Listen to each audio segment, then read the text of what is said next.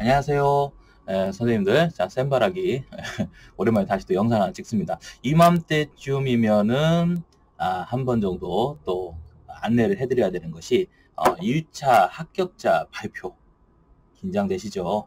긴장 많이 되실 거예요. 지금, 연말에, 좋은, 시간도 가지시겠지만, 아마도 이제 1차 합격자 발표가, 나기만을 지금 기다리고 계시는 분들은 상당히 살얼음을 걷는 듯한 지금 굉장히 힘든 시기를 보내고 있을 거라 생각이 됩니다. 갈등도 많이 할 거고요.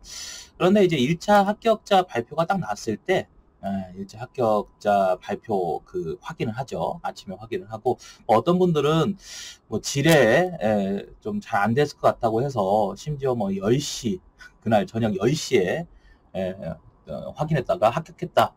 라고 소식을 전해주시는 분들도 계시는 거 보면은 많은 분들이 이제 1차 합격자 결과에서 이제 안 좋게 나오면 어떻게 할까 뭐 이렇게 좀 두려워하시는 것 같아요. 그런데 뭐 그런 두려움을 가지지 마시고 합격을 했을 때를 생각합시다. 합격을 했을 때를 생각한다면 1차 합격을 했을 때 바로 여러분들이 좀 해야 될 부분이 있어요. 먼저 첫 번째는 소식을 알려야죠. 첫 번째는 내 합격 소식을 주변에 널리 알려야죠. 가족분들에게도 알리고 뭐 저한테도 알려주시면 좋고 왜냐면 제가 이런 말씀을 드렸어요. 사실 주변에서 이제 문제를 해결할 수 없을 때가 있어요. 나의 주변에서 문제를 해결할 수가 없을 때가 있는데 소문을 좀 내라. 뭐 내가 몸이 아프다든지 뭔가 좋은 일이 있다든지 또는 좀 안 좋은 일이 있으면 소문을 내라라는 어떤 분이 옛날에 어떤 지인분께서 저한테 조언해 주신 적이 있는데 상당히 그게 저한테 크게 다가왔습니다. 왜 소문을 내라고 하냐면 뭐 과시를 하거나 내가 잘 안 됐다라는 것을 지금 뭐 소문내는 것이 아니라 이 소문을 듣고 생각지도 못했던 키를 갖고 있는 분들이 나타날 수가 있어요. 내가 너를 한번 도와줄게. 이런 부분에서 이렇게 하면 좋아. 내가 알기로는 뭐 한 달이 걸러서 들었는데 이런 부분들이 있다더라. 그러니까 사실은 저도 사실 살아오면서 어떤 일을 겪다 보니까 힘든 일을 이제 겪게 됩니다. 그러면 사실 좋은 일을 겪었을 때보다는 힘든 일을 겪었을 때 뜻하지 않았던 주변에 조력자가 나타나요. 뭐 영서사인가요? 그래서 첫 번째는 꼭 어떤 그 기쁜 소식을 전달한다 이런 뜻이 아니라 내가 이제 합격했으니까 좀 도와줄 수 있는 부분이 혹시 없을까 이런 부분들을 상당히 많이 알리시는 게 필요해요. 뭐 저한테는 당연히 알리셔야죠. 저한테 당연히 알리시는 게 좋고 그래서 기본적으로 뭐 부모님께라도 꼭 알려주시고 가능하다면 좀 이제 어떤 그 교육 관련된 좀 관계자분께서 연결되면 상당히 좋습니다. 두 번째는 두 번째는 면접과 수업 시연을 이제 구분하셔야 됩니다. 보통 선생님들께서 1차 합격을 하고 기쁨에 이제 막 눈물을 흘리시고 정말 즐거워하시다가 그것도 잠시 2차를 이제 준비해야죠. 2차를 준비해야 되는데 뭐 벌써 딱 2차 준비할 때 뭐 그동안 아무것도 안 해오셨던 분들이라면 다행히 12월 달부터 좀 준비를 하고 계셨던 분들이라면 바로 투입될 수 있겠지만 그러지 않은 분들이라면 섣부르게 그 스터디 조직부터 신경을 씁니다. 스터디를 어떻게 막 조직해서 들어가야 된다고 생각하시는데 한번 생각을 잘 해보셔야 돼요. 왜 생각을 잘 해보셔야 되냐면 2차의 성격은 1차하고는 달라요. 1차는 지필평가입니다. 쓰기평가죠. 그러니까 선생님께서 직접 이제 어떤 시간 한정해놓고 쓰면서 표현하면 되는데 얘는 나의 어떤 그 내추럴 모습이 다 드러납니다. 그러니까 어떤 비언어적인 의사소통이라든지 언어적 의사소통이라는 게 다 드러나요. 그러니까 보는 사람의 시각에 따라 관점에 따라서는 전혀 색다르게 전혀 다른 관점으로 전달될 때가 있어요. 그래서 이런 부분 때문에 사실은 2차는 피드백이 굉장히 중요한데 보통 스터디라는 집단이 수평관계예요. 그러니까 무슨 말이냐면 대부분 공부를 같이 하는 분들입니다. 간혹 가다가 뭐 2차에 대한 응시 경험이 있는 자만 뭐 한정해서 모집한다. 뭐 이런 스터디들이 있습니다. 굉장히 폐쇄적이죠. 좀 개인적으로 그런 모집은 그렇게 좋아하는 모집 조건은 아닌데 그런 조직들을 이제 생각을 해보십시다. 그러면 2차 경험이 있었기 때문에 사실상으로 굉장히 그분들이 어떤 퀄리티가 높을까? 사실 2차 경험이 있다는 것은요, 말 그대로 시험을 응시해 본 경험이 있다는 거예요. 여러분들께서 요즘에 조금 이제 이런 매체들이 굉장히 발달하지 않았습니까? 유튜브 채널에서도 뭐 합격생분들이나 다양한 분들이 시험에 관련된 2차와 관련된 컨텐츠들을 많이 찍어놨어요. 걔네들이 이제 전문적인 어떤 그 루트를 통해서 나온 정보도 있고 그냥 본인의 소감을 바탕으로 해서 나오는 컨텐츠들이 있습니다. 저는 항상 이제 그 출처를 좀 중시하는데 어쨌든 간에 사실 시험장에서 어떻게 시험이 진행되고 물론 그걸 피부로 느끼지 못하지만 간접 체험은 얼마든지 할 수 있다는 거죠. 그러니까 다시 말하면 스터디가 제일 중요한 건 피드백을 통해서 좀 더 우수한 면접이나 수업 시연의 양상을 가질 수 있도록 도와줘야 되는데 스터디가 그 역할을 과연 충분히 할 수 있을까? 또 하나는 대부분 이전 해의 합격생분들이 이런 것들을 좀 많이 해요. 뭐 내가 이렇게 했었다. 나는 이런 부분에서 이런 부분을 부각시켰다. 그런데 이것도 잘 생각해 보셔야 될 게 상대적인 거거든요. 그러니까 무슨 말이냐면 그 해 다른 경쟁자들과의 상대적으로 다른 경쟁자들이 굉장히 잘했는데 그보다 더 잘했을 수도 있고 다른 경쟁자들이 어떤 부분을 만족하지 못해서 이분이 뽑혔었을 수도 있거든요. 이런 말하면 좀 죄송스러운데. 그러니까 상대적인 겁니다. 그러니까 절대적인 기준에 의해서 이걸 하면 좋다, 나쁘다가 아니라 상대적인 기준에서 나오는 거고 또 예를 들어서 경기도나 이런 데에서는 세 자리를 뽑아요. 국어과가. 그죠? 100여 명이 넘습니다. 이런 지역하고 대구나 뭐 이런 지역 뭐 들어가면 광주나 이런 지역 가면 뭐 한두 명 뽑습니다. 이런 지역이 같을 수가 없어요. 예, 그래서 뭐 지방 쪽을 그러니까 서울 이남으로 내려가면 그게 뭐 광역시든 아니면 이제 시도든 간에 기본적으로 뭐 많이 뽑아봐야 뭐 2, 30명, 30명 뽑는 지역이 얼마 없습니다. 그러면 한 20명대, 10명대, 심지어 한 자리로 뽑는 지역이 있어요. 이런 지역에서 평가하는 어떤 방식과 100여 명이 넘는 어마어마하게 많이 뽑았죠. 100여 명이 넘는 지역은 같을 수가 없습니다. 특히 경기도나 서울 같은 지역은 좀 특수성이 있죠. 그래서 제가 드릴 수 있는 조언은 두 가지가 있어요. 첫 번째, 면접은 스터디가 필요하긴 해요. 면접은. 근데 이 스터디에서 가장 중요한 거, 과가 동일할 필요는 없다. 국어과하고 동일하게 할 필요는 없죠. 예, 그러니까 면접 스터디를 구성하는 것은 과가 동일할 필요는 없다. 체육과라든지 뭐 미술과라든지 어느 과든 상관없다.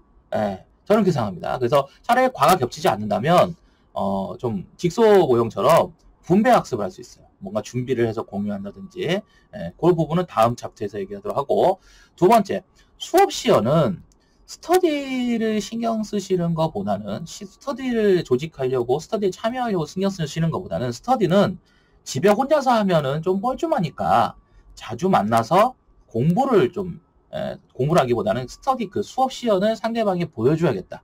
이런 이제 기회를 시연의 기회를 많이 가진다. 이렇게 생각하시고요. 빨리 아까 제가 소문내라고 했죠. 빨리 뭐를 찾으셔야 되냐면 제일 좋은 분들이 교장, 교감선생님 같은 또는 장학사분과 같은 관리직에 계시는 분들 사실 드물죠. 저희 주변에는 많아요. 예, 저희 집에서는 이제 이런 분들이 많은데 일반적인 교직계에 이제 계시는 교육계에 계시는 분들이 주변에 있으시면 빨리 섭외를 하시고 하다못해 평교사 지금 사실 2차 평가 인원 중에 평교사까지 들어가요. 제가 사실 이거 듣고 좀 깜짝 놀랐는데 보통은 이제 제가 예전에 임용을 준비하던 시절에는 장학관급 교육장급이나 장학관 또는 이제 일선 학교에서 가장 큰 학교의 교장선생님급 그러니까 이 분들 정도가 관급들이 들어갔는데 어느 순간부터는 장학사급도 들어가고 이제는 평교사급까지 들어갑니다. 이게 무슨 말이냐면 그 평가 영역이 확보가 어렵다는 거죠. 그만큼. 그래서 특히나 뭐 많이 뽑는 지역은 어쩔 수가 없을 거예요. 그래서 기본적으로 일반적인 평교사 뭐 바로 직전에 합격하신 분들보다는 좀 뭐 1급 정교사 자격을 갖고 있는 그런 분들 정도의 좀 경력이 있는 분들이면 더 좋겠죠. 그래서 가능하다면 실무 경험이 있는 분한테 자신의 수업 영상이나 실험 양상을 좀 보여드리는 그런 피드백을 받는 게 필요하고요. 거기가 이제 부족할 때 대학 교수님. 사실은 이제 이 부분을 돌리면 굉장히 좋죠. 그러니까 뭐 맨날 저 붙잡고 과외해주세요 이건 아니지만 최소한 그런 관계자분들께 한두 번이라도 피드백 받는 게 제 생각에는 10번, 20번 스터디를 통해서 피드백 받는 것보다 훨씬 효과적입니다.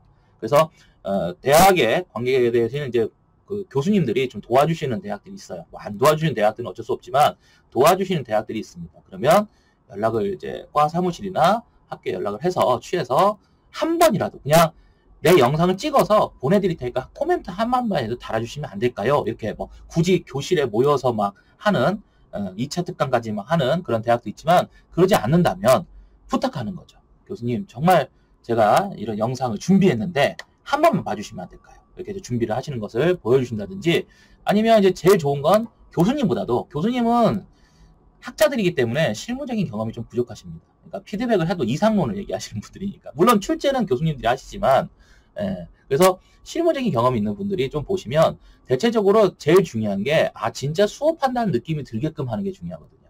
평가자에게. 그래서 그런 부분을 꼭 하셔라 이렇게 말씀드리고 싶습니다. 정리하자면 면접은 스터디를 조직하되 과를 굳이 통일할 필요는 없다. 이상하게 또 경쟁하시더라고요. 그래서 같은 지역을 봐야 되시네. 같은 지역을 응시하는 탁과 그런 인터넷 커뮤니티에서 많이 모집을 하거든요. 이제 아마 들어가 보시면. 그래서 인터넷 커뮤니티에서 특히 이제 국어과 인터넷 커뮤니티뿐만 아니라 모든 과들이 응집해 있는 인터넷 커뮤니티, 그러니까 임용과 관련된 그런 커뮤니티들이 있어요. 그런 커뮤니티에서 좀 모집을 할 겁니다. 그러면 같은 지역에 요즘엔 또 줌 같은 매체가 발달했으니까 원격으로도 충분히 스터디를 할 수가 있어요. 그러니까 제 생각에는 줌 화상 회의를 좀 도입해서 같은 지역을 응시하는 탁과 선생님들하고 조금 이제 역량을 분배하는 거죠. 그러니까 시도교육 제가 이런 것들에 대한 조사를 좀 잘해야 되고요. 두 번째는 이제 수업 시간 같은 경우는 주변에 계시는 분들께 좀 빨리 수소문을 해서 대학 교수님이라든지 아니면 교육에 관련 몸을 담고 계시는 분들께 빨리 피드백을 받아보는 게 필요하다. 수업 시간은요, 좀 어느 정도 이렇게 딱 그 틀이 나오면 그 틀을 맞춰서 더 익숙하게 연습하는 게 좋습니다. 그래서 그런 부분을 같이 좀 고민해 보셔라. 이렇게 이제 조언을 드리고 싶네요.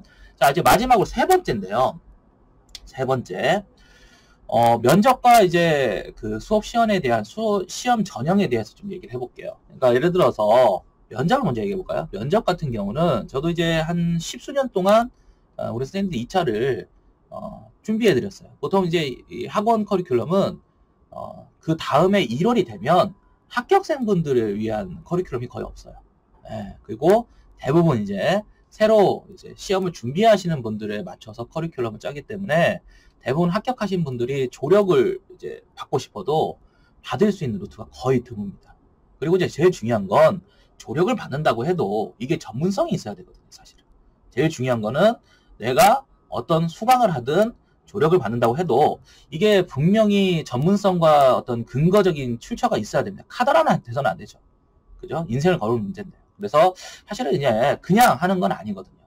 저는 그래요. 개인적으로, 죄송합니다. 개인적으로 경기도 같은 지역은 수험가에서도 많이 준비를 해줍니다. 왜냐면 수요 시장이 크기 때문에 대체적으로 이런 말씀 드리면 죄송한데 그래서 학원에서도 대부분 이제 강사분들 중에서 그쪽 면접 분야나 이런 부분을 좀 관심 갖고 있는 준비를 해주시는 강사분들도 하다못해 이제 경기도 지역이나 서울 지역 같이 좀 이제 기본적으로 많이 뽑는 지역 이런 지역은 상당히 단연에 걸쳐서 자료도 수집해놓고 준비를 좀 하고 강의를 합니다. 그래서 저는 개인적으로 만약 경기도나 서울 같은 경우는 좀 합격을 하셨으면 그런 강의를 좀 같이 병행하는 것도 나쁘지 않을 것이다. 이렇게 생각을 합니다. 다만 수업 시간은 좀 달라요. 아까 말씀드린 수업 시간은 저는 솔직히 말해서 학원보다는 그쪽으로 가서 맞는 것 같고 아까 말씀드렸던 스터디가 제일 끝이에요. 스터디에서 교수 이렇게 교육계에 계신 분, 교수님 아니면 마지막으로 저 같은 강사 이렇게 해서 기본적으로 될 수 있으면 피드백을 받는 게 중요합니다. 수업 시간에 대한 피드백 받는 게 좋고 저도 2차 관련된 특강을 촬영을 해놨는데 기본적인 좀 구도는 있어요. 그거를 갖춘 상태에서 피드백을 받아야 돼요. 그걸 갖추지 않은 상태에서 막 혼자서 도입 전개 이렇게 해봐야 소용이 없습니다. 그래서 기본적으로 좀 그걸 갖춘 상태에서 피드백을 받고 거기서 좀 이렇게 했으면 좋겠다. 저렇게 하는 게 더 좋겠다. 이런 이제 피드백을 받으면 수업이 조금 더 부드럽고 어필될 수 있는 수업 시간이 되겠죠. 면접 같은 경우는 기본적으로 최근에 얼마 안 됐어요. 이렇게 바뀐 지가 얼마 안 됐는데 공통형 질문이 있어요. 과거에는 지역마다 면접 질문은 다 다양했는데 최근에는 공통 질문이 있고 중요한 사실이 이거예요. 이 얘기를 꼭 해드리고 싶은데 2차가 옛날에는 1차에서 합격을 하고 2차를 가면 거의 한 10%? 20% 내외에서 순서가 그냥 그대로 갑니다. 그러니까 무슨 말이냐면 좀 버벅거리지 않고 퍼포먼스적인 부분에 문제가 없으면 대부분 그냥 그 순위 그대로 1차 합격생 그 순위 그대로 합격시킨다는 거죠. 1차를 통과한 것도 어마어마한 능력인데 거기서 다시 변별을 해서 뒤집어 엎은다는 것은 큰 문제가 있죠. 하지만 몇 해 전 뭐 학회에서 나온 논의를 인용하자면 어떤 특정 지역 같은 경우는 2차 점수가 무려 20점 가까이 변별이 벌어지고요. 특정 지역은 20점, 그러니까 1등부터 꼴등까지가 마지막 등수까지의 편차가 20점. 어마어마하죠? 그리고 또 하나는 한 40% 정도까지 뒤바뀌더라. 순위가. 그러니까 1차를 통과한 그 결과에 따른 순위가 한 40% 정도까지, 반절 정도까지도 뒤바뀐다는 거죠. 그러니까 어느 정도 변별이 생겼다는 거죠. 그러면 상식적으로 2차에서 변별이 생겼다. 이게 무슨 말일까요? 공부를 좀 하셔야 된다는 거. 이때 공부해야 되는 것은 평가 기준 같은 걸 공부하는 게 아니에요. 제가 이제 주변에서 평가를 하셨던 분들과 이야기를 나눠보면은 의외로 그 교과 단원에 대한 내용적인 부분을 좀 봅니다. 그리고 여러분들이 수업 시험 같은 경우는 조건이 달려있어요. 어떤 발문을 하세요. 어떤 내용을 첨부하세요. 어떤 내용을 반드시 포함하세요. 그걸 꼭 만족하셔야 됩니다. 그렇기 때문에 그런 부분에 맞춰서 공부를 좀 해놓으셔야 돼요. 면접 같은 경우는 그래서 구상형 질문이라고 하는 게 있고 그 다음에 즉답형 질문이라는 게 있어요. 구상형 질문이 나오는데 요즘 면접이 왜 힘드냐면 옛날에는 이런 식이었어요. 뭐 교사가 가져야 바람직한 교사관에 대해서 말씀해 보세요. 교직관 물어보는 질문이죠. 보통 교육대원 같은 데도 많이 물어보죠. 근데 이 질문 같은 거 대답하기 그렇게 뭐 어렵지 않습니다. 왜냐면 나의 사고를 논리적으로 정연하게 설명하면 되니까. 그런데 요즘에는 다양한 자료를 제시해 줍니다. 자료 제시형 면접을 해요. 이게 구상형 면접이라는 거죠. 그래서 자료를 제시해 주고 그에 관련된 질의를 하는데 그 질의가 1-1, 1-2, 1-3 이렇게 연속적인 질문으로 나가요. 그러니까 앞에 질문을 이어봐서 릴레이 질문이죠. 앞에 질문에 대한 답변을 하고 그 뒤에 질문에 대한 답변을 릴레이로 하는 거예요. 상당히 어렵습니다. 게다가 앞에 있는 자료라는 것들이 대부분 뭐 생활지도라든지 뭐 안전지도라든지 또 그 혁신학교 뭐 지역 특성을 반영한다든지 또는 뭐 교육과정의 지향론에 교육 방향에 대한 얘기를 한다든지 이런 것들은 공부를 하셔야 돼요. 그래서 창의적인 자의 어떤 창의적인 사고를 염두에 두고 그 안에서 즉흥적으로 지어내는 게 아니라 관련된 공부를 해야 된다는 얘기죠. 아까 방금 전에 말씀드렸던 수업 시험도 마찬가지죠. 교과 내용을 본다는 얘기는 최소한 그 교과 단원에 필요한 그 어떤 중요한 핵심적인 내용들을 펼쳐내야 됩니다. 교사가 그거에 대한 펼쳐낼 수 없다면 과연 그 수업을 잘하는 교사를 할 수 있을까? 그러니까 퍼포먼스에 의존을 하고 뭔가 수업에서 뭐 중간중간에 예전에 얘기한 뭐 다문화계 학생들에 대한 이름을 만들어서 지명했다든지 무슨 뭐 칭찬 박수를 쳤다든지 이런 것들이 굉장히 중요하게 다가가는 게 아니라 그것을 어필하는 거죠. 내 수업에서 이제 내가 노력한다는 걸 어필하는 거고 그런 요소도 있지만 그런 요소보다도 최근에 와서는 교과 내용에 대한 공부를 하셔야 된다는 거. 그래서 이런 부분을 고려한다면 교과서를 정말 잘 분석하셔야 되고 교과서에 나오는 어떤 활동과 그 다음에 도입 단계에서의 매체를 활용한 동기유발 전략 이런 것들을 상당히 잘 분석해 놓으셔야 됩니다. 네 번째로 그냥 하나만 더 원래 생각 없었는데 하나 더 추가해 볼까요? 네 번째는 면접과 제 생각에는 수업 시험에 대한 대비 방법을 좀 말씀드릴게요. 우선 면접에서는 구상형과 즉답형을 분리해서 준비해라. 이게 무슨 말이냐면 즉답형이 있는지 여기 있거든요. 그 즉답형이라는 것은 그 즉흥적인 어떤 즉답을 요구한다는 거예요. 구상형은 구상을 하고 그걸 준비해서 대답을 하는 거라면 그러니까 준비를 해야 된다는 거죠. 준비도가 떨어진다면 그러니까 사전 준비, 취재형 질문인 거죠. 취재형 질문에서 이 사람이 대답을 못한다면 이 사람은 준비가 안 된 사람이죠. 그래서 그런 경우는 해야 되는데 여기서 조심해야 될 거 제가 팁을 하나 드릴게요. 서울 경기 지역은 좀 그런 요소가 좀 덜한 걸로 알고 있습니다. 덜한 걸로 알고 있는데 서울 경기 지역 이남으로 그 외 지역에서 준비하시는 분들은 철두철미하게 시도교육청의 어떤 교육 방침이라든지 시도시책이라든지 또 교육감 어떤 지도 방향이나 교육 목표라든지 이런 것들을 철두철미하게 사전에 조사해서 예, 아까 그래서 스터디가 필요하다고 얘기했죠. 같은 지역으로 철두철미하게 준비해서 자신의 답변에 그게 녹아들 수 있도록 준비하십시오. 뭐 기사를 스크립해도 좋고요. 교육 관련된 그 지역의 시도교육청의 뭐 성과라든지 또는 우수 수업 사례라고 해서 그 시도교육청 그런 데 들어가면 그런 컨텐츠도 있어요. 수업의 영상 같은 것들이 있습니다. 그러니까 그런 것들을 검색해 보시는 게 꼭 필요합니다. 그래서 시도를 정말 자기 응시한 시도 지역에 대한 준비를 정말 철저히 해라. 이렇게 말씀드리고 싶어요. 아마도 분명히 같은 값이면 시도교육청에서 어떤 부분을 취재한 사람이 훨씬 더 우수하게 보일 것이고 선발 가능성이 더 높아질 겁니다. 똑같이 답을 얘기하지 못했을 때 말이죠. 이거 분명히 중요한 팁이에요, 여러분들. 정말 이 부분을 꼭 기억하시기 바라고. 이거 면접이었습니다. 그리고 구상형 질문과 즉답형 질문을 구분하라는 얘기는 즉답형 질문일수록 대체적으로 뭐 교육 과정의 어떤 그런 흐름이나 교육 목표라든지 시도교육청에 관련된 교육 방침에 관련된 그런 코드를 가지고 있을 때가 많습니다. 그래서 그에 대한 자신의 생각을 즉답형이기 때문에 자신의 생각을 대답해야 되는데 제가 예전에 이런 말을 들었어요. 평소에 생각을 하지 않은 사람이 대답할 일은 없다. 제가 어떤 관계 평가하셨던 분이 그런 말씀하시더라고요.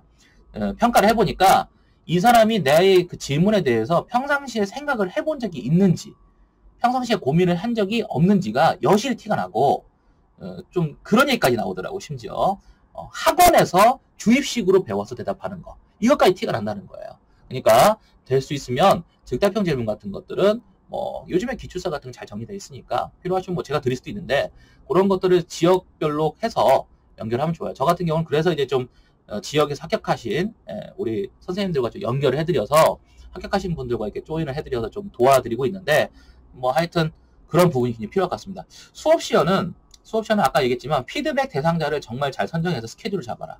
일주일 동안에 뭐 이 강의 저 강의 막 이게 뭐 해주나 저 해주나 이게 노량진의 수험가에서 뭘 해주나 이런 거 조사하시기보다는 제 생각에는 빨리 스케줄을 잡아라. 그래서 주변에게 소문내고 빨리 나의 피드백을 그리고 이제 중요한 건 요즘에 코로나고 많은 분들이 준비를 한 것을 피드백해 주는 거는 편한데 저를 준비해 주세요라고 들어가면은 저 어떻게 해야 될까 이렇게 준비를 하면 거의 안 해줍니다. 100% 안 해요. 귀찮거든요. 힘들고. 그러니까 반드시 해야 될 것은 준비를 해라. 영상을 하나라도 찍거나 미리 좀 준비해서 한 주 정도 준비해서 스케줄 잡아놓고 2주나 3주, 1월 27일이니까 2주나 3주 정도의 시간 동안에 그 스케줄 동안에 내가 찍어놨던 영상이라든지 수업 지도안 같은 것들을 송부해서 그걸 가지고 피드백 해주는. 사실 피드백은 누구나 좀 편하게 해줄 수 있거든요. 조금 편해. 그러니까 요령의 경률이죠. 부담을 줄이라는 거죠. 상대방에게 뭔가 요구를 할 때는 상대방이 받아들일 수 있는 요구의 어떤 그 부담을 줄여줘라. 분명히 말씀드렸어요. 그래서 수업 시간은 정말 스터디 100번 하는 것보다 그런 분들과 피드백을 한번 주고받는 것이 정말 도움이 됩니다. 네, 도움이 됩니다. 꼭 명심하세요. 면접보다는 그쪽이 훨씬 도움이 됩니다. 면접은 하여튼 제 생각에는 공부를 하셔야 될 거예요. 답이 있어요. 그래서 최근에 2차 시험 같은 경우는 명심해야 될 거. 답이 분명히 있다는 이거 명심하셔야 됩니다. 답이 분명히 있다는 거. 사실 제가 지금까지 말씀드렸던 거는 저 뇌피셜이 아닙니다. 오해하지 마십시오. 뇌피셜이 아닙니다. 다만 이제 유튜브라는 공간이기 때문에 좀 더 어떤 미시적인 부분을 말씀 못 드리는 부분은 있어요. 다 말씀드릴 수는 없죠. 뭐 그런 부분 때문에 사실 작년에도 제가 올해 유튜브를 못했던 이유 중에 하나도 사실은 그런 미시적인 부분들을 유튜브라는 공간에 다 얘기할 수는 없습니다. 하지만 분명히 제 생각에는 제가 지금 방금 말씀드렸던 그런 부분을 창안을 해서 한 3주 정도 시간이 있죠. 한 3주 정도 시간에 합격자 발표가 나고 나서 2차 보기까지의 그 시간을 상당히 알차게 준비하셔라. 그래서 제가 뭐 12월이라는 시간도 항상 발표 나기 전이라도 하다못해 면접은 아니더라도 수업 시연이라도 왜냐면 교과서 단원을 공부하는 건 혼자서도 할 수 있거든요. 그래서 스터디가 없다고 해서 너무 경계하지 마시고 우리 지역은 적게 뽑는 지역이야. 우리 지역에서 같이 스터디할 만한 사람이 없어 라고 해도 전혀 그것 때문에 스트레스를 안 받으셨으면 좋겠어요. 그냥 요즘에는 또 원격이 워낙 발달했기 때문에 줌으로 하시면 되고 또 하나는 면접보다는 수업 시험 같은 경우는 스터디보다는 저는 전형적으로 이제 그 어떤 틀을 갖고 있는 분들이 보는 시각을 피드백 받아라. 면접은요, 스터디가 없을 때 가장 좋은 게 부모님을 활용하세요. 부모님이 교육계에 계시든 안 계시든 연령대가 있어요. 연령대가 이제 40대, 50대 그 연령대에 왜 보는 시각이 있거든요. 그래서 면접은 말 그대로 비언어적 의사소통도 전달되기 때문에 혹시라도 내가 발언하는 것들에 대한 부분을 준비해서 나의 어떤 발언이 좀 잘 전달되는가, 어떻게 다가가는가를 피드백 받고 싶은데 주변에 아무도 없으면 최소한 부모님을 활용하셔라. 그리고 뭐 전신 거울을 앞에다 놓고 자신이 직접 의자에 앉아서 말을 해보는 것도 필요한데요. 그런 것들 좀 뻘쭘하고 나는 정말 그런 것들이 좀 혼자 하니까 너무 답답해. 그랬을 때 스터디의 가치가 있는 겁니다. 스터디 때문에 너무 스트레스 받지 마세요. 아셨죠? 뭐 별것도 아닌 정보를 갖다가 컨텐츠로 만든 거일 수도 있겠다고 생각하는데 하여튼 간에 제가 지금까지 얘기해 드렸던 걸 바탕으로 해서 1차 발표가 나면 잘 준비하셔가지고 마무리까지 교직의 꿈을 이루는 데까지의 그 마지막 관문까지도 능수능란하게 잘 통과하셨으면 정말 기쁠 것 같습니다. 간절히 바랍니다. 그죠? 그래서 연말 연시 따뜻하고 즐겁게 보내시고요. 내년에는 또 학교에서 자신의 교직의 꿈을 아이들과 함께 마음껏 펼치시기를 열심히 기도하고 간절히 바라겠습니다. 괜찮나요? 이렇게 해서 제가 선생님들께 꼭 전달하고 싶은 말씀 1차 합격 후에 무엇을 준비해야 될까? 마무리 짓도록 하겠습니다. 선생님들 연말 잘 보내시고요. 내년에 꼭 합격하세요. 자, 안녕히 계세요.